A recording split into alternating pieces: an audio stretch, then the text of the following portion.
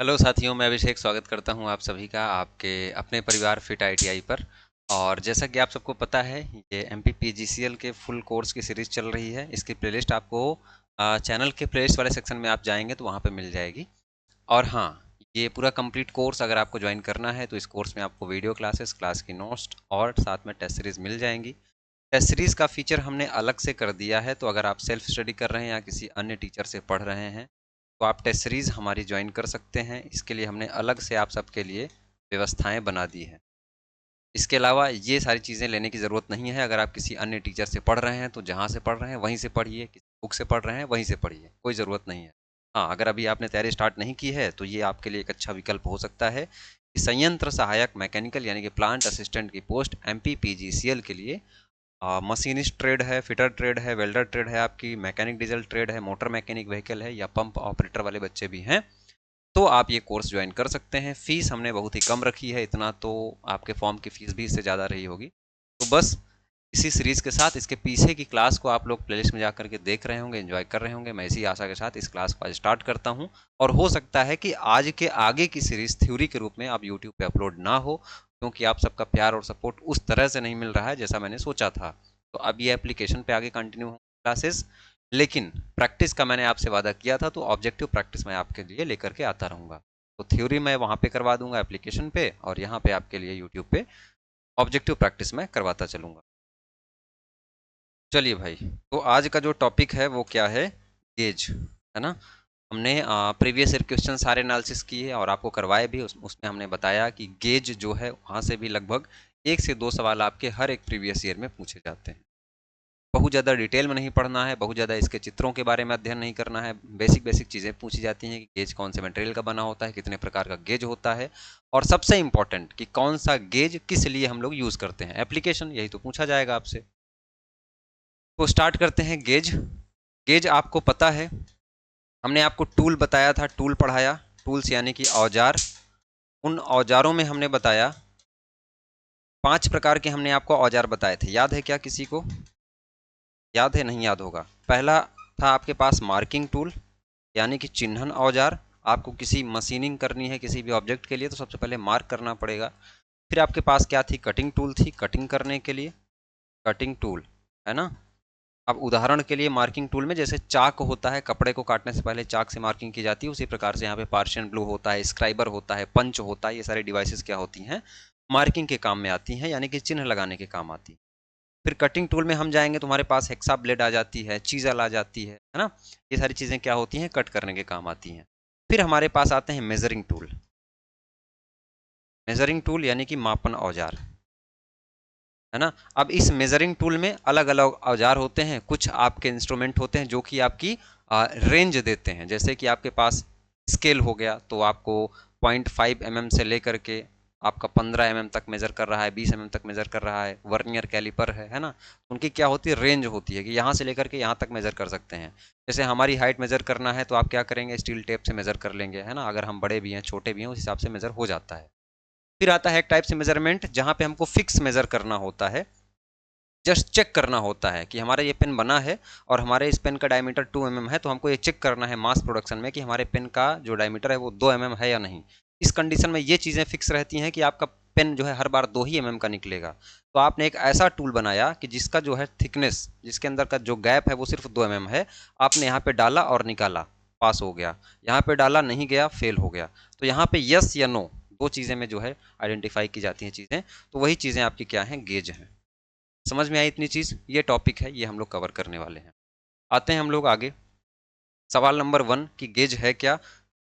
शुरुआती इंट्रोडक्शन में, शुरुआती परिचय में हमने आपको यही बताया कि गेज क्या है। चैप्टर के विश्लेषण में ही हमने ये समझ लिया है। फिर भी जो गेज होते हैं इनका जो मटेरियल होता है ये हाई कार्बन स्टील के बनाए जाते हैं, या वैनेडियम स्टील के बनाए जाते हैं, या क्रोमियम स्टील के बनाए जा सकते हैं। क्यों इस प्रकार के मटेरियल से क्यों बनाए जाते हैं? जिससे कि इनका वियर रेजिस्टेंस अच्छा हो, ज़्यादा से ज़्यादा पार्ट को चेक करते समय इसमें किसी प्रकार का घिसाव ना हो। क्योंकि अगर घिस जाएंगे पार्ट तो उनकी एक्यूरेसी क्या हो जाएगी? घटिया हो जाएगी, और वो डायमेंशन सही से नहीं दे पाएंगे, एक्यूरेट नहीं दे पाएंगे। तो भैया गेज क्या होता है? यह मास प्रोडक्शन में, कलर चेंज होने की समस्याएं हैं थोड़ा थोड़ा। मास प्रोडक्शन में, मास प्रोडक्शन में यूज होता है, यूज होता है। क्या करता है? यस या नो में वर्कपीस को वर्कपीस को चेक करता है। वर्कपीस को क्या करता है? चेक करता है। कौन से मटेरियल का बनाया जा सकता है? ये high carbon steel. High carbon steel का क्यों? स्टील का पीछे हमने पढ़ा था ना कि स्टील कितने कितने प्रकार की होती है, उसमें जो हाई कार्बन स्टील वाला वेरिएंट था स्टील का आपका, वो कार्बन स्टील बनाया जाता है। और जो कि हाई कार्बन स्टील से बनाने का मेन पर्पज यही है कि जिससे क्या हो, ये घिसाव प्रतिरोधी हो, घिसाव प्रतिरोधी हो। तो ऑब्जेक्टिव क्वेश्चन क्या बनेगा यहाँ से? ऑब्जेक्टिव क्वेश्चन यही बनेगा कि गेज का यूज कहाँ होता है? तो गेज का यूज मास प्रोडक्शन में होता है। किसी छोटे मोटे एक दो ऑब्जेक्ट को मापने के लिए आप पूरा पूरा गेज नहीं बनाएंगे, है ना। तो मास प्रोडक्शन में इसका हम लोग यूज करेंगे। और जो भी ये आंसर देता है यस या नो में देता है, यानी कि पास या फेल, क्वालिटी चेक में इसका यूज किया जाता है। जब फाइनलाइज होती हैं चीजें, ऑब्जेक्ट बन जाती हैं, पेन का ही हमने उदाहरण दिया है, तो आपका पेन का जो डायमेंशन दे दिया कि 2 mm का व्यास है इसका, तो जस्ट इसको क्या किया, एक सॉकेट बनाया गेज जिसमें होल है, इसको हमने इंसर्ट कराया, पास है तो पास, और कम है ज़्यादा है तो क्या हो गया, फेल। यही दो चीज़ें यहाँ पे होती हैं। इसके अलावा इसका मटेरियल पूछता है तो या तो हाई कार्बन स्टील का बनाया जा सकता है या तो क्रोमियम स्टील का भी बनाया जा सकता है। अब क्रोमियम स्टील, क्रोमियम हमने ऐड किया तो जंग भी नहीं लगेगा और घिसाव प्रतिरोधी भी हो जाएगा। तो यही चीज़ें यहाँ पे भी है ना। क्रोमियम स्टील का भी क्या कर सकते हैं हम लोग, ये बना सकते हैं। क्रोमियम ऐड करने का पर्पज़ क्या था? जिससे इसमें संक्षारण ना लगे, है ना, जंग ना लगे, और साथ में इसका वियर रेजिस्टेंस भी अच्छा हो जाए, जंग ना लगे। ये पूछा जाता है कि अगर गेज हमारा क्रोमियम स्टील का बनाया जा रहा है तो उसका पर्पस क्या है, क्यों हम लोग हाई कार्बन स्टील यूज नहीं कर रहे हैं? तो जंग लगने से बचाने के लिए हमने स्टील में क्रोमियम ऐड कर दिया। वहीं पे हाई कार्बन स्टील की बात करें तो 0.90 से 1.5% तक अगर कार्बन है ना, 0.90 से 1.5% तक कार्बन है, तो वो आपका क्या हो जाता था, हाई कार्बन स्टील हो जाता था। तो सिंपल सिंपल सी बात यह है भाई कि हाई कार्बन स्टील हो गया, क्रोमियम स्टील हो गया, वैनेडियम स्टील हो गया, यानी कि ऐसे पदार्थों से गेज आपके बनाए जा सकते हैं जिनमें घिसने की प्रवृत्ति कम हो, है ना। ये क्या है, एक प्रकार का चेकिंग टूल है, मेजरिंग टूल नहीं है, है ना। क्या है? मेजरिंग टूल नहीं है। मेजरिंग टूल में दो क्लासिफिकेशन था ना, एक मेजर करने वाला, एक चेक करने वाला। तो जस्ट चेक करेगा ये हाँ या नहीं। तो ये क्या है? यह है एक चेकिंग डिवाइस है। ये भी ऑब्जेक्टिव में कई बार पूछा गया है आपसे। चेकिंग डिवाइस है और इसमें किसी प्रकार की रेंज नहीं होती है ना। इसमें किसी प्रकार की रेंज नहीं होती। रेंज का मतलब क्या है? जैसे हर एक आप स्केल छोटी सी लेते होंगे ना, तो उसमें 0.5 से लेकर के 15 सेंटीमीटर तक मेजर करता है, तो उसकी रेंज हो गई। ये क्या है? एक फिक्स पार्टिकल है, ऐसे बनाया है, जितना गया तो गया, पास है तो पास, नहीं तो फेल। तो क्या है भाई, इसमें किसी प्रकार की रेंज नहीं होती है। रेंज नहीं है, इसका मतलब क्या हुआ कि ये फिक्स वैल्यू देता है, फिक्स वैल्यू का होता है। ये सब गेज के इंट्रोडक्शन में है ना। और मास प्रोडक्शन में लोग इसका यूज करते हैं। क्यों यूज करते हैं? क्यों रेंज वाली चीजें हम लोग ये नहीं यूज करते हैं? क्योंकि समय की बचत होती है। क्या होती है? समय की बचत होती, समय की बचत होती। क्लियर? तो ये क्या हो गया आपका, ये आपका गेज हो गया। गेज के बारे में इतना सा बेसिक सा इंट्रोडक्शन आपके लिए बहुत ही उपयोगी साबित होगा। आ जाते हैं एडवांटेजेस ऑफ गेज, है ना। गेज के लाभ, इसका आप प्रयोग कर रहे हैं तो कुछ ना कुछ इसका लाभ होगा। गेज हम लोग यूज कर रहे हैं, देखिए हमने गेज के लाभ ऐसे यहाँ पे लिखे हुए हैं। इसके द्वारा कम समय में अधिक से अधिक वस्तुओं की माप ली जा सकती है, जिस कारण श्रम तथा समय की बचत होती है। वही सब लिखने की कोई ज़रूरत नहीं थी, मैंने आपको स्टार्टिंग में फर्स्ट स्लाइड में ही मैंने आपको बता दिया है ना व्हाट इज गेज में। तो ठीक है, गेज द्वारा मापे गए पुर्जों के में अंत में बदल गुण प्राप्त मात्रा में पाया जाता है। इस कारण यह एक दूसरे पर आसानी से जोड़ी जा सकती है। अर्ध कुशल कारीगर भी क्या कर सकता है, कार्य कर सकता है। जॉब कम खराब होती है, जॉब को आसानी से जांचा जा सकता है। जॉब टॉलरेंस माप के अंतर्गत बनाए जाते हैं। उत्पादन अधिक होता है जिससे कारण वस्तुओं की लागत कम आती है ना भाई। मेजरिंग जो है वो समय बचता है, तो मेजर करने वाला कोई बढ़िया इंजीनियर भी नहीं आपको रखना पड़ेगा। कोई अनस्किल वर्कर है, पढ़ा लिखा नहीं भी है, तो उसको दे दिया भैया नापो, यस या नो बताओ इसमें। तो ये सारी बात हो गई है ना। तो गेज के क्या है भाई, ये सब लाभ हैं, बहुत इंपॉर्टेंट नहीं है। इंपॉर्टेंट क्या है, टाइप ऑफ गेज, गेज के प्रकार, गेज के प्रकार। गेज को हमने आपकी सुगमता के लिए, आपको आपकी सरलता के लिए दो प्रकार से बांटा है। एक है आपके पास लिमिट गेज, एक है आपके पास कौन सा दोस्त, फिक्स गेज।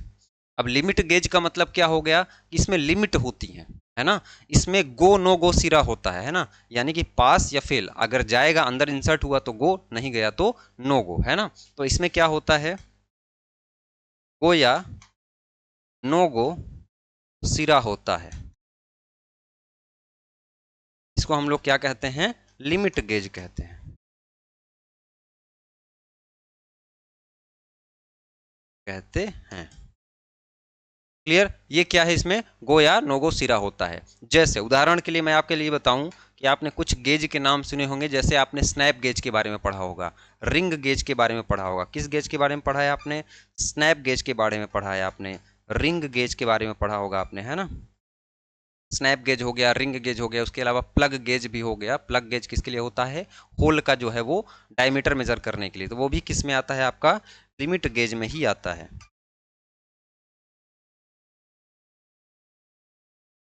तो क्वेश्चन यहां से बनेगा कि लिमिट गेज के अंतर्गत कौन कौन से गेज आते हैं, तो स्नैप गेज हो गया, रिंग गेज हो गया, प्लग गेज हो गया।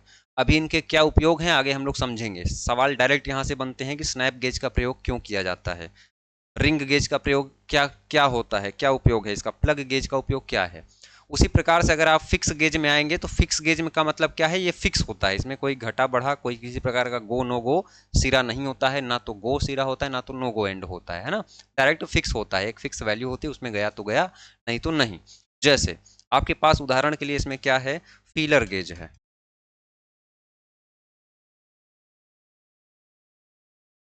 Feeler gauge. फीलर गेज आप लोगों ने वेल्डिंग किया होगा, है ना, तो वहां पे भी आपने देखा होगा कि फीलर गेज का आप प्रयोग कर रहे हैं।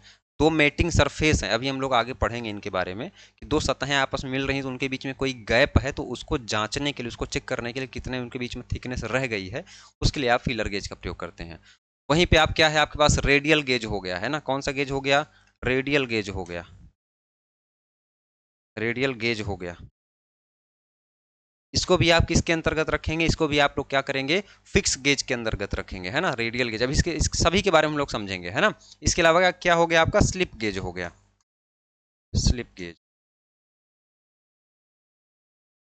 तो ये उदाहरण हो गए आपके फिक्स गेज के, और ये उदाहरण हो गए आपके लिमिट गेज के। तो हमने टाइप ऑफ गेजेस को दो प्रकार से क्लासिफाई किया, जिसमें से एक हमारा था लिमिट गेज, एक था हमारा फिक्स गेज। लिमिट गेज का एग्जांपल आपसे पूछता है तो जैसे कि स्नैप गेज हो गया, रिंग गेज हो गया, प्लग गेज हो गया, ये सारे किसके अंतर्गत आते हैं दोस्त, तो आते हैं लिमिट गेज के अंतर्गत। वहीं पे फिक्स गेज के अंतर्गत आप डालेंगे फीलर गेज को, रेडियल गेज को और स्लिप गेज को।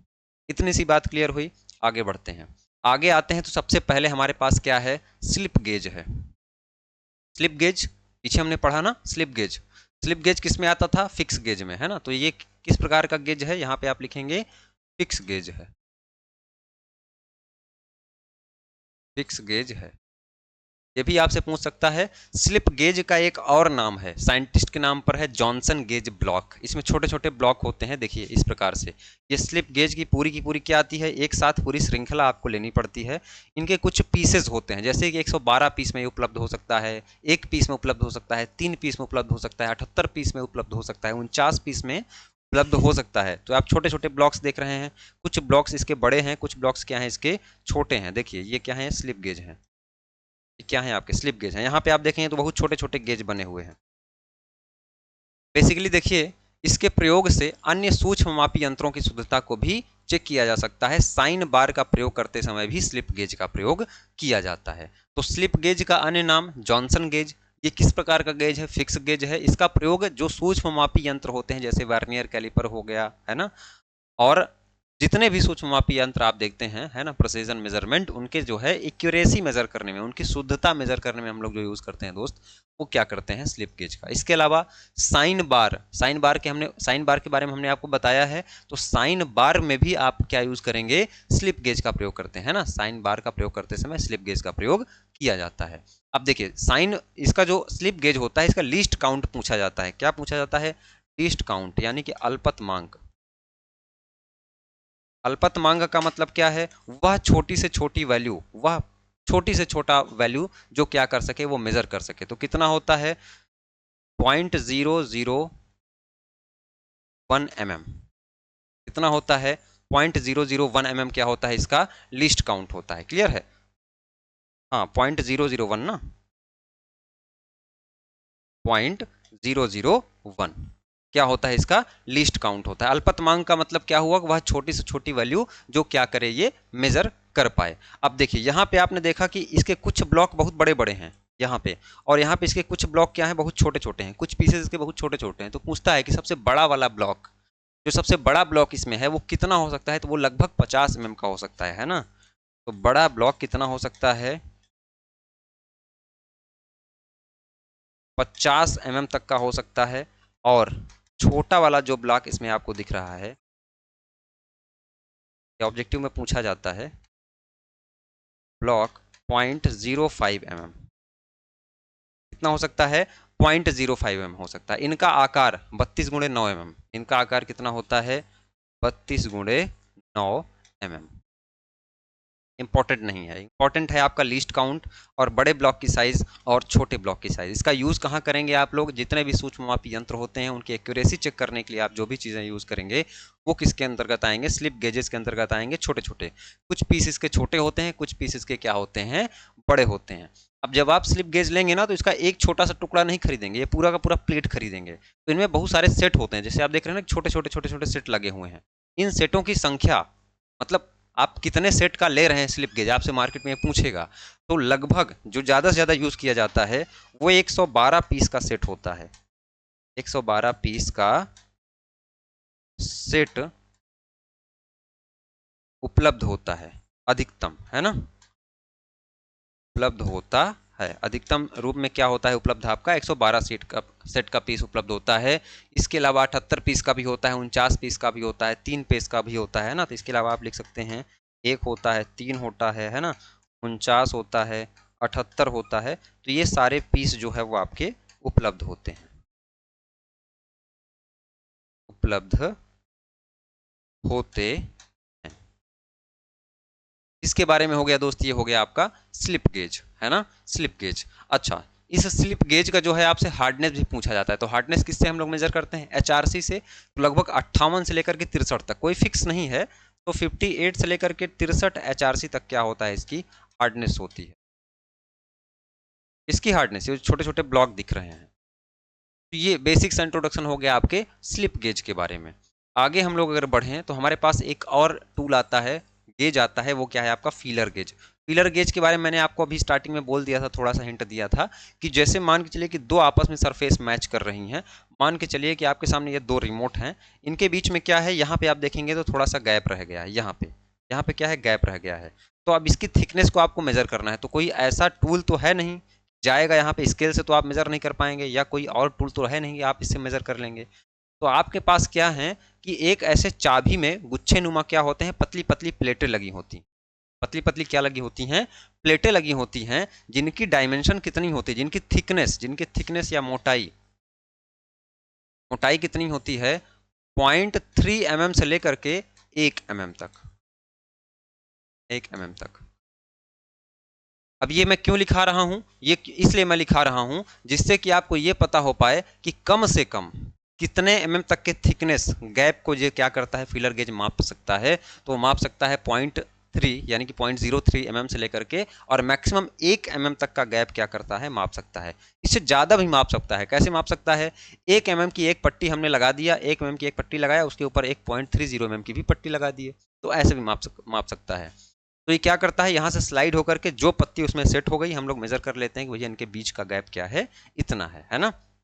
और इनके जो ब्लेड की लंबाई होती है वो लगभग 100 mm के आसपास होती है।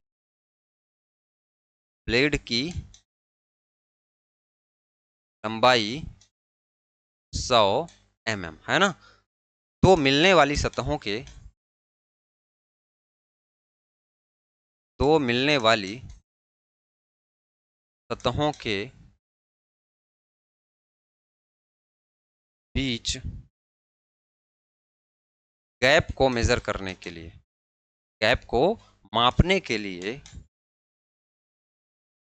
मापने के लिए फीलर गेज का प्रयोग करते हैं। फीलर गेज का प्रयोग करते हैं। इतनी सी बात क्लियर हुई। क्या करते हैं हम लोग? फीलर गेज का प्रयोग करते हैं। ये कैसे मेजर करता है? इंच या एमएम में। कैसे करता है? इंच या एमएम में। इंच या एमएम का मतलब क्या है कि एक साइड में जो डायमेंशन दी रहेगी उसी पट्टी में तो इंच में रहेगी, दूसरे साइड में जो डायमेंशन रहेगी वो दोस्त किस में रहेगी? एमएम में रहेगी। यानी कि पीछे यहाँ आगे साइड एमएम में है तो इसी पट्टी के पीछे साइड क्या रहेगी? इंच में डायमेंशन दी रहेगी। तो आपको जैसे जैसे आपको जरूरत है वैसे आप क्या करते हैं? माप लेते हैं। क्लियर है ना? तो clearance between two mating surface, अगर इंग्लिश में हम लोग बात करें, clearance between two mating surface, है ना? तो दो मिलने वाली सतहों के बीच में क्लियरेंस मेजर करने के लिए हम लोग क्या करते हैं? फीलर गेज का प्रयोग करते हैं। अब आते हैं हम लोग different gauge and their use. अब देखिए बहुत सारे ऐसे गेज हैं जिनको बारे में आपको बहुत डिटेल में नहीं पढ़ना है ना, कि बहुत ज़्यादा जैसे हमने इनके बारे में जाना, इनके फिगर के साथ जाना है ना, तो इतना ज़्यादा नहीं पढ़ना है। जो आपको पूछा जाता है वो सिर्फ ये पूछा जाता है कि भैया अगर इस प्रकार का गेज है, जैसे प्लग गेज है, तो उसका यूज़ क्या है। आपको सिर्फ इतना पढ़ना है। आपको पढ़ना है कि जैसे स्नैप गेज है, रिंग गेज है, तो उसका यूज़ क्या है, ये आपको पढ़ना है। तो वही हमने यहाँ पे हेडिंग डाला है। हेडिंग क्या है आपका? Different gauge and their use, है ना? यानी कि अलग अलग प्रकार के गेज और उनके प्रयोग। चीजें समझ में आ रही है ना? ऑब्जेक्टिव डायरेक्ट यहीं से आएंगे, ठीक है? आपके क्वेश्चन में डायरेक्ट चीजें यहाँ पे पूछी जाएंगी। जैसे होल चेक करने के लिए, होल चेक करने के लिए अगर कहीं पे होल है बहुत पतला सा, अब उसके अंदर तो कोई ऐसा चीज है नहीं कि जो आप डाल करके मेजर कर पाए, स्केल है, वर्नियर कैलिपर है ना? तो उसकी जो है आपको डायमीटर मेजर करने के लिए, छेद का जो है डायमेंशन लेने के लिए किसका प्रयोग करेंगे आप लोग? प्लग गेज का प्रयोग करेंगे। प्लग गेज, प्लग गेज इसका प्रयोग करेंगे आप लोग? प्लग गेज का यूज करेंगे। प्लग गेज के अलावा टेपर गेज का भी प्रयोग कर सकते हैं, लेकिन हम लोग ज्यादा से ज्यादा यूज करेंगे होल चेक करने के लिए सदैव प्लग गेज का। इतनी बात क्लियर है? तो एक और टेपर गेज भी का भी हम लोग कभी कभी प्रयोग करते हैं, तो ऑब्जेक्टिव में आएगा तो सही ये भी आंसर होगा, है ना? तो ये क्या चेक करने के लिए हो जाएगा? होल चेक करने के लिए। वहीं पे आपके पास साफ्ट की, कोई साफ्ट है उसका डायमीटर, है ना? साफ्ट का व्यास, तो साफ्ट का व्यास, जैसे आप अपने हाथों में, ये आपका साफ्ट हो गया, आप ये समझिए, तो हाथों में आप क्या पहनते हैं? रिंग पहनते हैं ना? तो बस वही है रिंग गेज और स्नैप गेज। स्नैप गेज और साथ में रिंग गेज का प्रयोग हम लोग क्या करते हैं? साफ्ट की डायमीटर मेजर करने के लिए। तो स्नैप गेज और रिंग गेज, रिंग गेज ऐसे आप याद रखेंगे कि सॉफ्ट तो ऐसे ही होता है ना, तो ऐसी सॉफ्ट में कोई रिंग आप पहनते हैं तो वही रिंग गेज से क्या करते हैं? उसकी पूरी की पूरी डायमीटर सॉफ्ट का हम लोग क्या करते हैं? मेजर कर लेते हैं। इसके अलावा थ्रेड आपको मेजर करना होगा, तो थ्रेड के लिए स्पेशल आपके पास गेज होता है। थ्रेड है ना, थ्रेड की चूड़ियां, अगर उसके बारे में आपको मेजर करना है तो वहां पे आप क्या करेंगे? इंटरनल पेंच गेज का प्रयोग करेंगे। किसका प्रयोग करेंगे आप लोग? इंटरनल पेंच गेज। इसके अलावा एक बाह्य गेज का भी प्रयोग हम लोग करते हैं इसमें। बाह्य गेज का भी प्रयोग कहाँ करते हैं? थ्रेड का मेजरमेंट करने के लिए, थ्रेड के चूड़ियों को चेक करने के लिए। इसके अलावा अगर कहीं पे शेप है, किसी आकार को आपको मेजर करना है, अब आकार को जैसे आप कहाँ पे मेजर करेंगे? जैसे मान के लिए आपने वेल्डिंग किया, वेल्डिंग करते समय आपकी वेल्डिंग का साइज मेजर करना है ना? जो आपका फिलेट वेल्ड आपने मान के चलिए किया, उस फिलेट वेल्ड का आपको अगर साइज मेजर करना है तो वहां पे फिलेट गेज का हम लोग प्रयोग करेंगे। तो आकार मापने के लिए ना ये आएगा, आकार मापने के लिए आप किसका प्रयोग करेंगे? तो आपके पास सबसे बड़ा उदाहरण क्या है? आपके पास फिलेट गेज, है ना? फिलेट गेज के साथ साथ कुछ लोग टेम्पलेट गेज का भी प्रयोग करते हैं आकार मापने के लिए, लेकिन अगर स्पेसिफिकली ये पूछा जाए कि वेल्डिंग साइज मेजर करने के लिए, तो वहां पे आप फिलेट गेज का प्रयोग करेंगे। किसका प्रयोग करेंगे? फिलेट गेज का, फिलेट गेज। इसके अलावा टेम्पलेट गेज, फिलेट गेज के अगर आकार दिया और वेल्डिंग का आकार दे दिया, तब वहां पे आप क्या टिक करेंगे? फिलेट गेज का प्रयोग करेंगे। ये क्या होता है? वेल्डिंग साइज या शेप, वेल्डिंग साइज या वेल्डिंग शेप मेजर करने के लिए आप किसका प्रयोग करेंगे, फिलेट गेज का प्रयोग करेंगे। तो फिलेट गेज किससे संबंधित है, वेल्डिंग से। बाकी टेम्पलेट से भी क्या कर सकते हैं हम लोग, आकार मेजर कर सकते हैं, है ना, बेसिक सी बात है। थिकनेस आपको मेजर करना होगा, तो थिकनेस के लिए हमने आपको पूरा का पूरा इसका डिटेल ही दिखाया था कि आपके पास जो ये गेज है, आपके पास कौन सा, फीलर गेज। तो फीलर गेज का आप फिर कहाँ कर रहे हैं, तो clearance between two mating surface, तो टू मैटिंग सरफेस के बीच में कितना क्लियरेंस है, तो वो भी किसी न किसी थिकनेस में आप मेजर करेंगे, इतना मोटा गैप है। तो वहीं पे अगर आपको थिकनेस मेजर करना हो, यानी कि मोटाई या थिकनेस, थिकनेस, तो वहां पे आप क्या करेंगे, यूज थिकनेस के समय आप यूज करेंगे फीलर गेज, फीलर गेज। इसके अलावा वायर गेज, वायर गेज को हम लोग किस नाम से जानते हैं, स्टैंडर्ड वायर गेज, जो कि सीट, पतली पतली सीट मेटल होती हैं, वायर होती हैं, उनका अगर आपको थिकनेस, उनकी मोटाई अगर आपको मेजर करनी हो जाए, तो वहां पे आप स्टैंडर्ड वायर गेज, या इसी को आप सिर्फ और सिर्फ वायर गेज भी ऑप्शन में देख पाएंगे कहीं कहीं, वायर गेज, है ना। तो ये क्या करता है, थिकनेस यानी कि मोटाई को मेजर करता है। थोड़ा सा इसका छोटा करें तो और भी जो गेज हैं वो आपके आ जाएंगे। तो ये किसकी बात हो गई दोस्त, थिकनेस मेजर करने के लिए। इसके अलावा सरफेस अगर आपको मेजर करना है, कोई कोई सतह है, तो उसके लिए क्या करेंगे आप लोग, प्रयोग डायल गेज का प्रयोग करेंगे। पूरी की पूरी सतह का आपको मेजरमेंट करना है अगर, उसके लिए आप किसका प्रयोग करेंगे, डायल गेज, डायल गेज। अब डायल इसका इसलिए नाम होता है क्योंकि इसमें बड़ा सा एक डायल बना होता है ना, वहां पे क्या होती हैं चीजें दिखाई देती हैं, कांटा होता है ना, जैसे आपके बाइकों में स्पीडोमीटर में लगा होता है उस प्रकार से। अगर सिलेंडर है, अगर किसी इंजन की बात करें, इंजन का सिलेंडर है, सिलेंडर का व्यास अगर आपको मेजर करना है कि उसका डायमीटर कितना है, तो बोर डायल गेज होता है। अब सिलेंडर के व्यास को हम लोग क्या बोलते हैं, बोर बोलते हैं ना।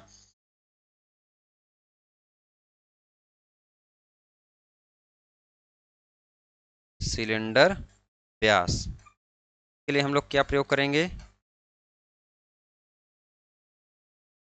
बोर गेज का प्रयोग करेंगे। ठीक है, तो ये क्या है आपका, डिफरेंट टाइप के गेज हो गए, अलग अलग प्रकार के गेज हो गए, जिनका प्रयोग हम लोग क्या करते हैं, अलग अलग चीज़ों को मेजर करने के लिए करते हैं। बाकी गेज के बारे में जो भी चीज़ें रही हैं वो हमने आपको बताने की कोशिश की है। अगर हम लोग आगे बढ़ें तो कुछ और गेज, जैसे रिंग गेज के बारे में हमने आपको बताया ना कि रिंग गेज क्या मेजर करता है, बाहरी व्यास। तो रिंग गेज की खासियत यह है कि उसमें गो और नो गो दोनों सिरा होता है। वहीं पे एक प्रोग्रेसिव गेज के नाम का टर्म आप जरूर सुनेंगे, प्रोग्रेसिव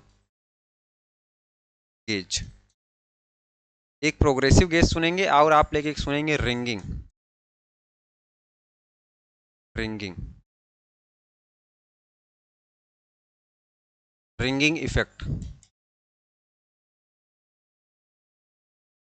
देखिए, प्रोग्रेसिव गेज वो गेज होते हैं कि जिनका गो और नो गो सिरा, यानी कि गो और नो गो जो पोर्शन होता है वो एक ही एंड पे होता है। ऐसा नहीं कि एक सिरे पर गो है, एक सिरे पर नो गो है। तो उसका मतलब क्या होता है, वो गेज किस श्रेणी के अंतर्गत आते हैं, वो आते हैं प्रोग्रेसिव गेज के अंतर्गत, जिसमें गो एंड नो गो एक सिरे पर हो, एक सिरे, क्या दिक्कत है यार, एक सिरे पर हो,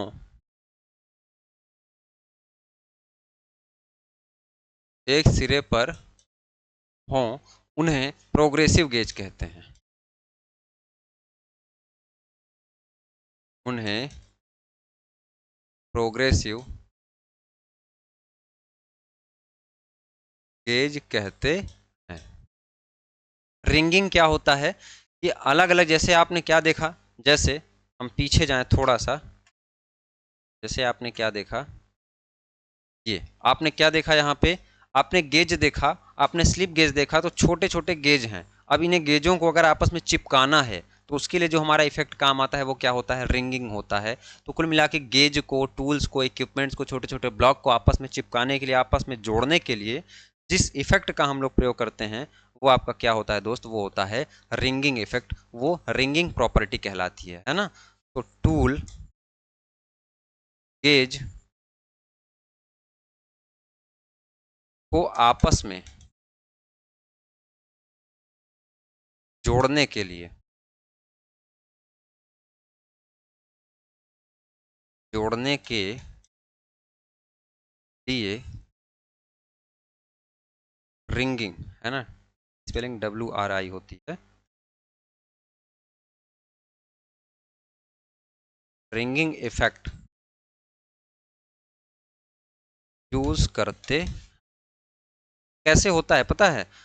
कोई चुंबक नहीं लगा होता है, कोई मैग्नेटिक नहीं होता है, कोई ऐसा गम नहीं होता है जिससे एक ब्लॉक दूसरे ब्लॉक में चिपक जाए। ऐसा गैप होता है, ऐसा सट के वो रखा जाता है कि वहां के आसपास से सारी एयर का होती है रिमूव हो जाती है। और एयर रिमूव हो गई तो वहां पे वैक्यूम क्रिएट हो गया। तो क्या है, कोहेशन फोर्स की वजह से वो अपने आप में चिपके रहते हैं। तो हल्का सा आप तेजी से उठाते हैं तब उठता है वो, है ना। तो ऐसा रहेगा कि उसको आप इधर उधर कर देंगे तो गिरेगा भी नहीं। वो क्या होता है, आपका रिंगिंग इफेक्ट होता है। तो गेज के बारे में बहुत छोटा सा यही था इंट्रोडक्शन गेज से। और जो भी आपके सवाल बनने वाले हैं वो हमने आपको समझाने की और बताने की कोशिश की है बहुत ही कम शब्दों में। बाकी इसकी प्रॉपर नोट्स आपको मिल जाएगी, इस बोर्ड की पीडीएफ तो आपको मिल ही रही है। पढ़ते रहिए, मस्त रहिए, मिलते रहिए, है ना। और इस कोर्स को ज्वाइन करिए, क्योंकि इसके आगे की क्लासेस दोस्त यूट्यूब पे नहीं चल पाएंगी। बहुत खेद है हमको इसके लिए, लेकिन प्रैक्टिस मैं वादा करता हूँ कि प्रैक्टिस आपके लिए मैं करवा दूंगा, चाहे एग्ज़ाम टाइम में ही, ठीक है। तो चैनल पे नए हैं तो सब्सक्राइब करिए, और हाँ, अपने दोस्तों को ज़रूर साझा करें ज़्यादा से ज़्यादा लोग। इसकी क्लास नोट्स तो कोर्स के साथ ही वीडियो क्लासेस मिलेंगी। टेस्ट सीरीज़ का फीचर मैंने क्या किया है, अलग से इंट्रोड्यूस कर दिया है, तो टेस्ट आप अलग से दे सकते हैं। बाकी इस क्लास को यहीं पे समाप्त करते हैं, मिलते हैं आपसे डायरेक्ट अगली क्लास में। तब तक के लिए धन्यवाद।